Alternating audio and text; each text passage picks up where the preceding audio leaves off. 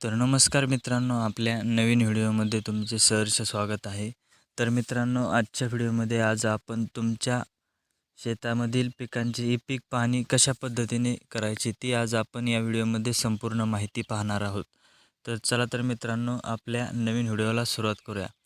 तर सर्वप्रथम मित्रांनो, तुम्हाला प्ले स्टोअरवरती जायचं आहे आणि प्ले स्टोअरवरती सर्च करायचं आहे पीक पाहणी. पीक पाहणी सर्च केल्याच्यानंतर तुम्हाला इथं 2 नंबरला दिसतं पीक पाहणी. त्याच्यावरती क्लिक करायचे आणि इन्स्टॉल बटनावरती क्लिक करून इन्स्टॉल करून घ्यायचे. तर मित्रांनो, मी इन्स्टॉल केलेलं आहे. तर इथं ओपन बटनावरती क्लिक करून घ्या आणि तुमचं ॲप ओपन होऊन जाईल. तर ओपन झाल्याच्यानंतर अशा पद्धतीने ॲपचा इंटरफेस आहे. त्यानंतर तुमचा महसूल विभाग निवडून घ्यायचा आहे. आमचा महसूल विभाग नाशिक आहे. तर तुम्ही तुमचा जो काही महसूल विभाग आहे तो तुम्ही निवडून हा पुढे जो बाण आहे त्या बाणावरती क्लिक करायचे. त्यानंतर इथं 2 पद्धतीने तुम्ही लॉग इन करू शकता. तलाठी असतील किंवा इतर सहाय्यक शेतकरी असतील ते सुद्धा इथं वेगळ्या पद्धतीने लॉग इन करू शकता. पण आपण शेतकरी म्हणून लॉग इन करायचे. शेतकरीवरती क्लिक करायचे आणि तुमचा मोबाईल नंबर या ठिकाणी टाकून घ्यायचा आहे. तर या ठिकाणी मोबाईल नंबर मी टाकून घेतो माझा. मोबाईल नंबर टाकल्याच्यानंतर जो काही तुमचा खातेदार असेल किंवा तुम्ही जर नवीन असाल तर तिथे तुम्हाला सर्वप्रथम तुमचा गट नंबर टाकून घ्यायचा आहे. गट नंबर टाकल्याच्या पुढं ॲटोमॅटिकली लॉग इन होऊन जाईल. तर मी याआधी लॉग इन केलं होतं. तर मित्रांनो, मला डायरेक्ट इथं खातेदार निवडा म्हणून येत आहे. तर मी डायरेक्ट खातेदार निवडून घेतो आणि इथं OTP टाकायचा आहे. जर तुम्हाला माहीत नसेल तर खाली बघा सांकेतांक विसरला त्यावरती क्लिक करा आणि जो काही इथं नंबर आहे 4120 असेल किंवा दुसरं काही असेल तर तुम्ही या ठिकाणी टाकून घ्यायचं आहे. तर मी टाकून घेतो या ठिकाणी आणि पुन्हा समोरच्या पुढच्या बाणावरती क्लिक करायचं आहे. तर तुमचं या ठिकाणी सक्सेसफुली ॲप्लिकेशन तुमचं लॉग इन होईल. लॉग इन झाल्याच्यानंतर इथं उजव्या कोपऱ्यात पहा तुम्ही वरती पीक माहिती नोंदवा त्यावरती क्लिक करायचे आणि पुन्हा तुम्हाला इथं सर्व प्रकारची माहिती भरून घ्यायची. सगळ्यात पहिल्यांदा तुमचा खाते क्रमांक निवडा, त्यानंतर गट नंबर निवडा. गट नंबर निवडल्याच्यानंतर तुमचे सर्व काही जमीन असेल ते ॲटोमॅटिकली पुढे येऊन जाते आणि त्यानंतर पुढचा प्रकार म्हणजे तुमचा कोणत्या हंगामाचं तुम्ही पीक पाहणी करताय तो या ठिकाणी सिलेक्ट करायचा. तर आपला आता रब्बी हंगाम आहे, आपण सिलेक्ट केला आहे. आता तुम्हाला खाली पिकाचा वर्ग निवडायचा म्हणजे तुम्ही कोणते पीक तुमच्या रानात एक पीक पद्धत आहे, बहुपीक. तर आपलं एक पीक पद्धत आहे तर त्याच्यावरती क्लिक करू. पुन्हा पीकवरती क्लिक करायचे आणि या ठिकाणी आपला कांदा घ्यायचा आहे. मित्रांनो, आपल्या रानात हा कांदा आहे त्याच्यामुळे आपण कांदा घेतो आहे.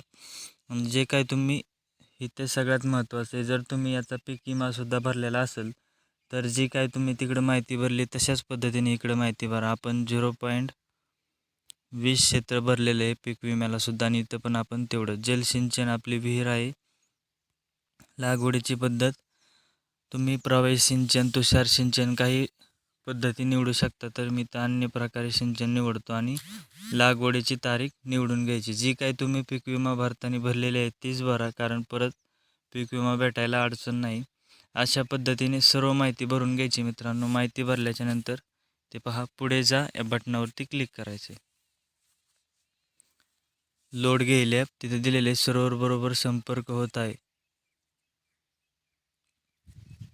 तर इथं समोर दिल्या पद्धतीने सर्व सॅटेलाईट ॲटोमॅटिकली तुमची माहिती या ठिकाणी घेते. माहिती घेतल्याच्यानंतर तुम्हाला अद्ययावत करावरती क्लिक करायचे आणि पुढे जावरती क्लिक करायचे. त्यानंतर जे काही तुमच्या रानाचं क्षेत्र असेल त्या क्षेत्रात जाऊन म्हणजे तुमच्या रानात जाऊन तुमच्या पिकाचा फोटो घ्यायचा आहे. तर आपण सध्या रानातच आहोत, त्यामुळे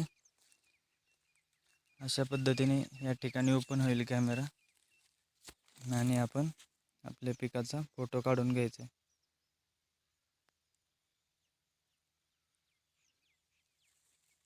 तर मित्रांनो, आपण फोटो लिहिला आहे, लोड होतोय तो आणि इथं समोर क्लिक करून सबमिट करायचे. अशा पद्धतीने आपला फोटो सबमिट झालेला आहे आणि बरोबर ती टिकवरती क्लिक करा अजून एक छायाचित्र त्यांनी घ्यायला सांगितले, तर आपण अजून एक घेऊ.